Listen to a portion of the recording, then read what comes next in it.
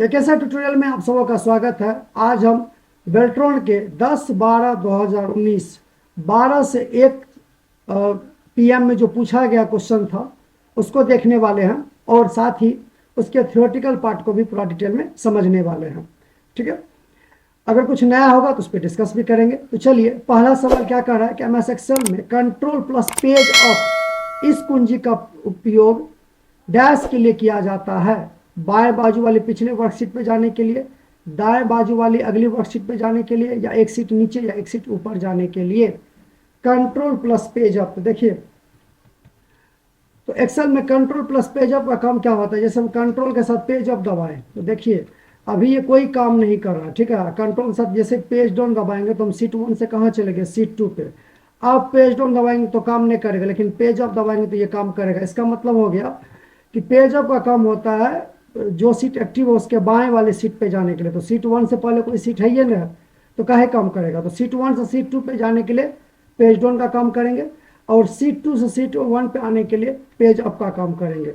या यूँ समझिए कि बाएं तरफ सीट के बाएं तरफ आने के लिए पेज अप और सीट के दाएं तरफ जाने के लिए पेज डाउन कीवर्ड का क्या करेंगे, यूज करेंगे। तो यहाँ पे पेज अप पूछ रहा था, इसका मतलब ये सही है कि पिछले बाजू वाले पिछले वर्कशीट पे जाने के लिए। तो ये ऑप्शन क्या हो जाएगा, सही माना जाएगा। क्वेश्चन नंबर 2 है USB 4.0 का हाई स्पीड USB 4.0 या हाई स्पीड वाला USB की उच्चतम अंतर दर को सपोर्ट करता है।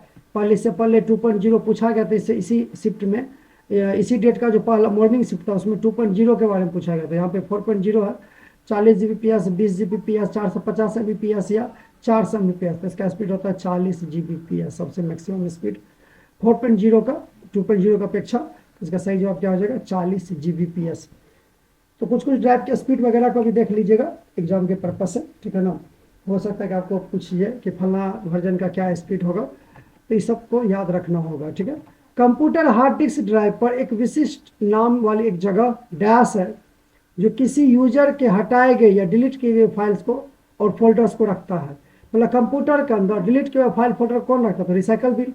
तो वो बना हुआ था गिलास के जैसे, अगर आप देखिएगा तो यहाँ देखिए ये एक यहाँ एक रिसाइकल बिन बना हुआ। ठीक है ना, इसी का काम क्या होता है, डिलीट किए हुए फाइल को रखने के लिए।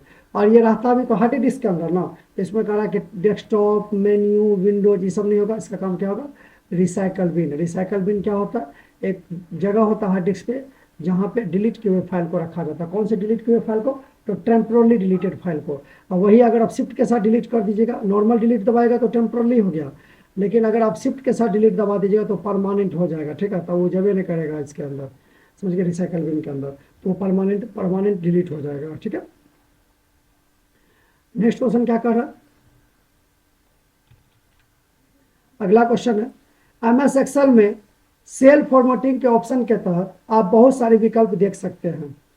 निम्नलिखित में से कौन सा उनमें से एक विकल्प नहीं है।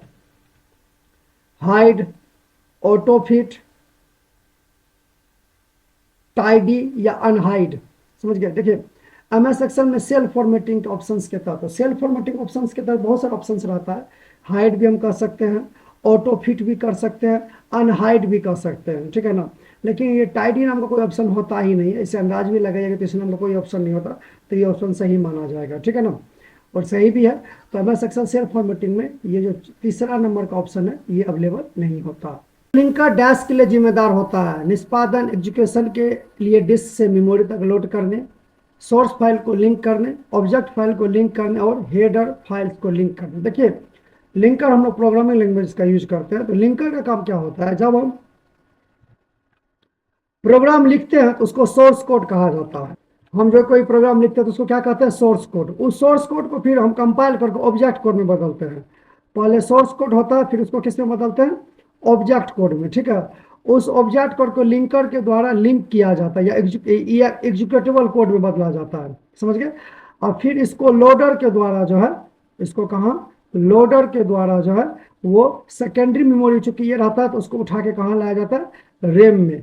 समझ गए, ये कहाँ लाया जाता है, तो रेम में। तो ये जो पहला वाला ऑप्शन है, ठीक है, ये काम होता है लोडर का। पहला वाला ऑप्शन का काम क्या होता है, पहला वाला जो ऑप्शन है उसका काम, वो काम करता है लोडर। लेकिन यहाँ पे तो लिंकर के बारे में पूछा गया है,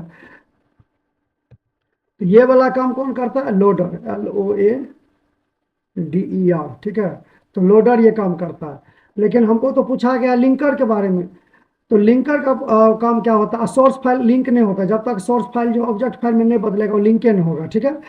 हेडर फाइल्स को लिंक करना, हेडर फाइल को लिंक करने के लिए कोई जरूरत ही नहीं पड़ता इन चीज़ों का, ठीक है ना। तो सबसे सही आंसर क्या हो जाएगा, ऑब्जेक्ट फाइल को क्या करने के लिए, लिंक करने के लिए जो है एक लिंकर का यूज किया जाता है। MS एक्सेल 2016 विंडो के बाएं बटन पर प्लस क्लिक करने के बजाय डैश के द्वारा एक वर्कशीट जोड़ा जा सकता है। देखिए एक्सेल में जब आप जाइएगा तो यहाँ पे देखिए प्लस का बटन है, इसके अलावा कैसे वर्कशीट हम बना सकते हैं। तो insert animate inter, home insert seat enter, या होम इंसर्ट वर्कशीट एंटर, या होम इंसर्ट सीट, ठीक है।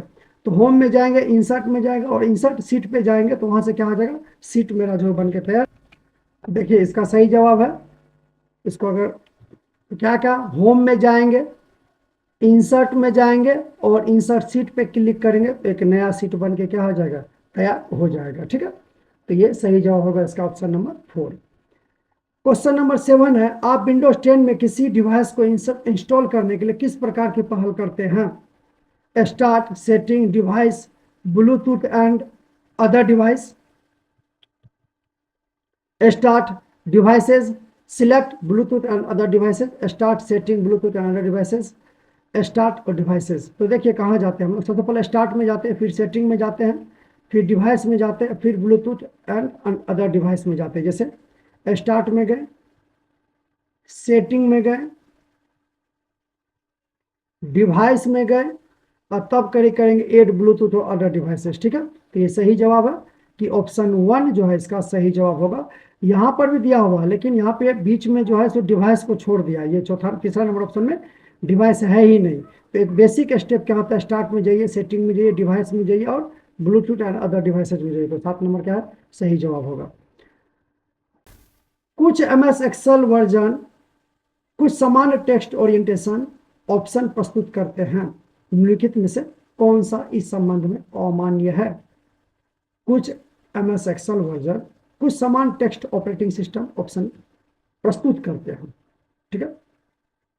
निम्नलिखित में से कौन सा संबंध असामान्य है, टेक्स्ट हॉरिजॉन्टल, वर्टिकल, बॉटम या रोटेट टेक्स्ट हॉरिजॉन्टल। अब हमको ये ध्यान में रखना होगा कि ये जो ऑप्शन है इस चारों में से देखने के हिसाब से तो लग रहा है कि तीसरा नंबर सही होगा, लेकिन जब आप एग्जाम देंगे तो आपको याद रखना होगा इस टाइप के ऑप्शंस में कि कौन कौन सा ऑप्शन प्रोवाइड किया जाता है, क्योंकि मेन ऑप्शन के साथ कौन कौन से सब ऑप्शन आते हैं।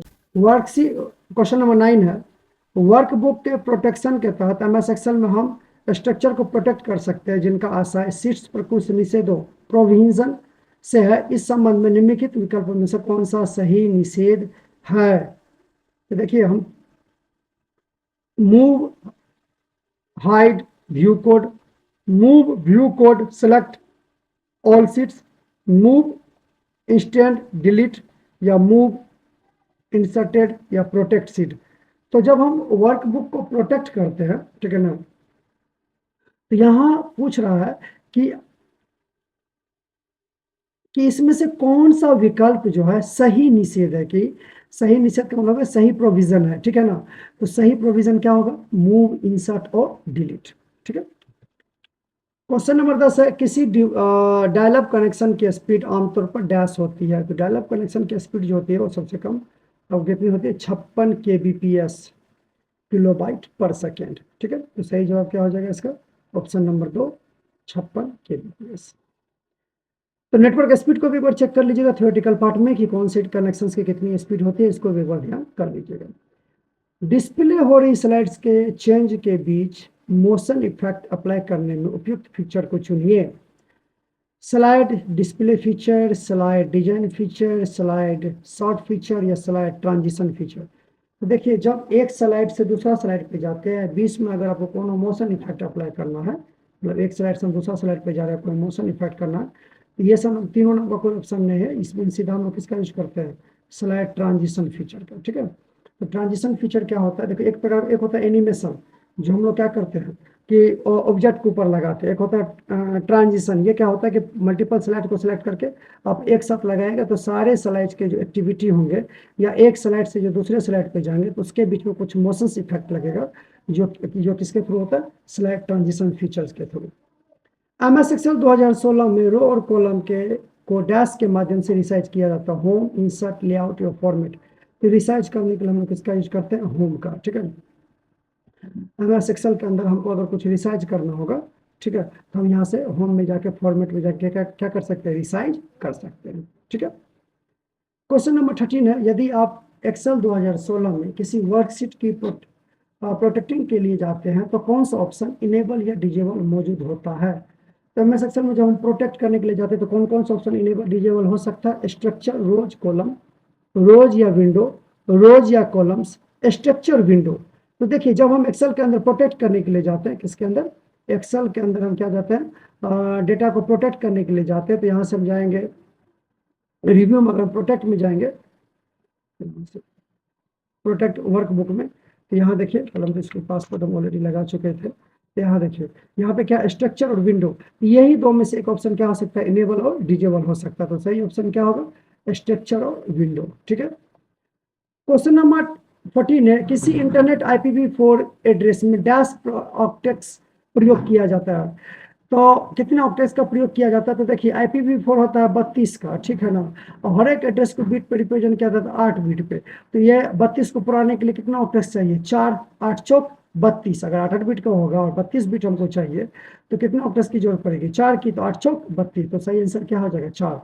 यही अगर IPv6 रहता तो यहाँ पे होता 16, क्योंकि 16 को आप अगर ये 8 बिट में इसको अथी करते हैं, रिप्रेजेंट करते हैं, और इसका IP एड्रेस का वैल्यू होता है 128, कितने का बिट का होता है, 128। अब 16 को 8 से गुना कीजिएगा तो कितना हो जाएगा, 128, समझ गए ना। तो उसके लिए हमें कितने ऑप्शन की जरूरत पड़ती है, 16 की। अगर IPv6 रहता तो IPv4 में कितनी जरूरत पड़ेगी आपको, 4 की। MS पावर पॉइंट में स्लाइड शॉर्टर व्यू डैश है, स्लाइड को छाटने में उपयोग किया जाता है। स्लाइड व्यू का एक एक्सटेंडेड फॉर्म है। प्रेजेंटेशन के किसी भी ओवरऑल व्यू के लिए थंबनेल्स परफॉर्मेंस में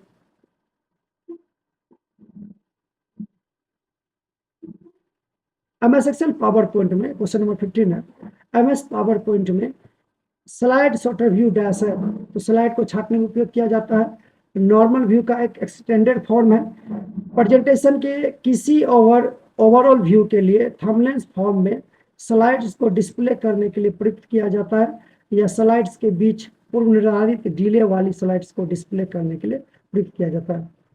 स्लाइड शॉर्टर व्यू का काम क्या होगा, तो स्लाइड शॉर्टर व्यू जो होता है प्रेजेंटेशन के किसी भी ओवरऑल व्यू के लिए थंबनेल फॉर्म्स में स्लाइड को डिस्प्ले करने के लिए प्रयुक्त किया जाता है, किसका, स्लाइड शॉर्टर व्यू का। तो तीसरा ऑप्शन क्या हो जाएगा, सही माना जाएगा, ठीक है।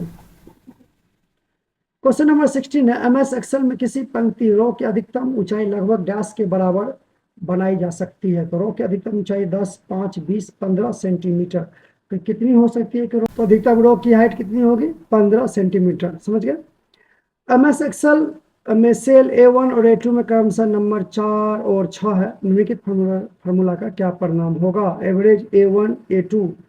तो 4 और 6 है, तो एवरेज क्या हो गया, 4 + 6 कर दीजिए, क्योंकि 2 नंबर को जोड़ रहे तो यहाँ पे भागा किससे दोगे, 2 से, तो 6, 4, 10 बटे 2 बराबर 5, इसका एवरेज वैल्यू क्या होगा, 5। 3 नंबर क्या होगा, सही जवाब होगा, ठीक है। पासवर्ड में मर्ज मेल डॉक्यूमेंट को व्यक्तिगत बना लेने का डैश फील्ड एक तरीका है। तो मर्ज फील्ड क्या है, एक तरीका है जहां पर आप अपने डॉक्यूमेंट को क्या कर सकते हैं, व्यक्तिगत बना सकते हैं, ठीक है।